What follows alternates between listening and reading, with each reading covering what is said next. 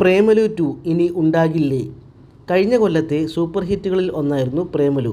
പ്രേമലു ആരാധകർക്ക് നിരാശ നൽകുന്ന ഒരു വാർത്തയാണ് ഇപ്പോൾ പുറത്തു വന്നിരിക്കുന്നത്. ഗിരീഷ് ഏടിയുടെ സംവിധാനത്തിൽ നെസ്ലിൻ, മമിത എന്നിവർ പ്രധാന വേഷത്തിലെത്തിയ സിനിമ ആയിരുന്നു പ്രേമലു. പ്രേമലുവിൻ്റെ വിജയത്തിന് ശേഷം അതേ ടീമിനെ വച്ച് പ്രേമലു 2 അനൗൺസ് ചെയ്തിരുന്നു.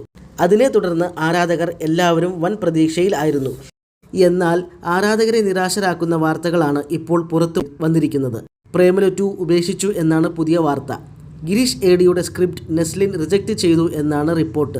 അമൽ ഡേവിസിനെയും സച്ചിനെയും ഇനി ബിഗ് സ്ക്രീനിൽ കാണാൻ കഴിയില്ല എന്നത് മലയാള സിനിമ ആരാധകർക്ക് മാത്രമല്ല, തമിഴ്, തെലുഗു ആരാധകരെ കൂടി നിരാശയിലാക്കിയിരിക്കുകയാണ്. തിരക്കഥയിൽ തിരുത്തൽ വേണമെന്ന ആവശ്യം നെസ്ലിൻ ഉന്നയിക്കുകയും എന്നാൽ ഗിരീഷ് ഏടി അത് എതിർത്തതുമാണ് ഫിലിം ഡ്രോപ്പാകാൻ കാരണം.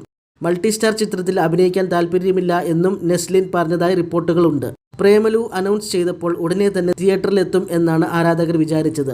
എന്നാൽ തൻ്റെ അടുത്ത പടം നിവിൻ പോളിയുമായിട്ടാണ് എന്നാണ് ഡയറക്ടർ ഗിരീഷ് ഏടി കഴിഞ്ഞ ദിവസം പറയുകയുണ്ടായത്.